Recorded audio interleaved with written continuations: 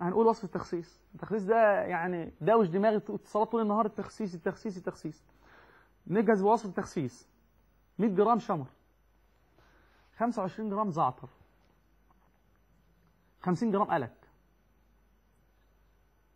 القلق اللي هو الدهن النباتي لشجرة السندروس. طبعا القلق دوت حصل فيه نصب كتير لما كنا احنا قلنا 2006 في قناة الناس.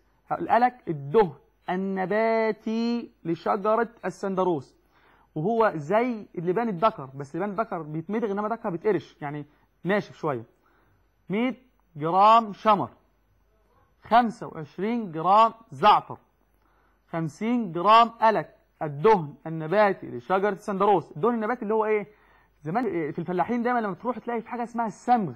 الصمغ ده الشجرة بتتجرح فبتنزل مادة هلامية، المادة الهلامية دي هي دي الدهن النباتي لشجرة السندروس اللي هو في المصطلح المصري القلق.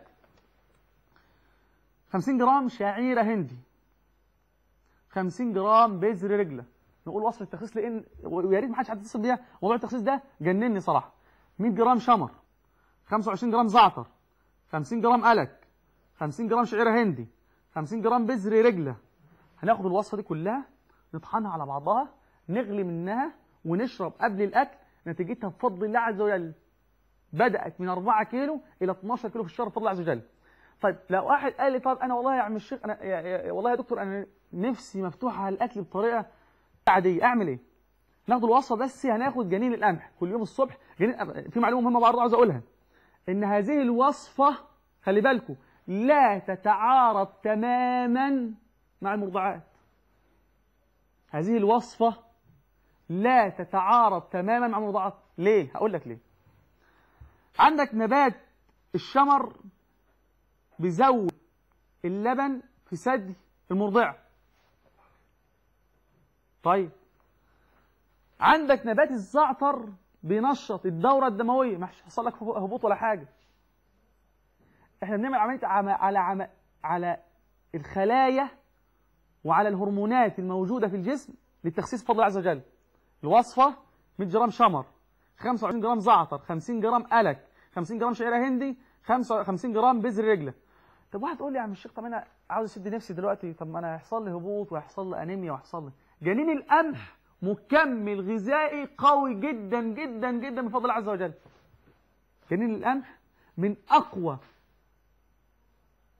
المكملات الغذائية في هذا الزمان، وفي نفس الوقت بيسد النفس عن الاكل. بعد كده معانا ايه؟ كنترول. طب ناخد شويه اتصالات وبعد كده ارد عليكم ان شاء الله، نكمل باقي الاتصالات. السلام عليكم. يا ام محمد السلام عليكم. عليكم السلام. مرحبا يا محمد، اتفضلي. ايوه لو سمحت. اتفضلي اسمع حضرتك جيدا.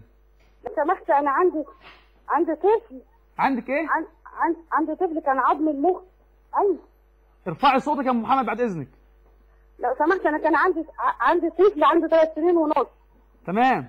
سامعني كده؟ تمام. وعظم المخ قافل بدري عن ميعاده. عنده ايه؟ عظم المخ قافل بدري عن ميعاده. عظم المخ فيه ايه؟ قافل بدري عن ميعاده. قافل بدري يعني حصل تمام. اقول لحضرتك على حاجه النهارده ان شاء الله يا محمد. وهو ايه؟ هو كده مأثر عليه في الكلام وعنده ايه ضعف في النظر. ابشري ان شاء الله. هقول لحضرتك على حاجه بس تاخد رقم التليفون عشان نتابع معاه ان شاء الله. ربنا يشفيه لك يا رب محمد. معانا اتصال ثانيه؟ السلام عليكم. السلام عليكم. السلام عليكم. ايوه اسمع حضرتك اتفضلي. الو. علي صوتك اتفضلي. عليكم السلام ورحمه الله وبركاته. ايوه يا دكتور. يا مرحبا اتفضلي. لو سمحت يعني ما فيش علاج لكل العلاج عقم للرجال، ما فيش علاج للحريم؟ النهارده هيتقال ان شاء الله. ابشري النهارده هيتقال حاجه عقم الحريم ان شاء الله. النهارده هيتقال كله، سواء تنشيط مبايض، سواء لتليف الرحم، سواء تنشيط مشاكل الدوره، كله هيتقال النهارده ان شاء الله. استاذ احمد السلام عليكم. السلام عليكم. ايوه يا استاذ احمد علي صوتك لو سمحت. ايوه السلام عليكم. عليكم السلام ورحمه الله وبركاته. اتفضل يا اخي الحبيب. لو سمحت ربنا يبارك فيك، انا بسال حضرتك، انا حضرتك وزني 120، تمام. وفي 38. ثانيه واحده، وزنك كام؟ 120. الوزن والطول؟ الطول 170. 170. ده انت عاوز تنزل كتير يا حاج احمد. وحضرتك انا عندي خشونه اصلا في الفقرات سنك كام سنه؟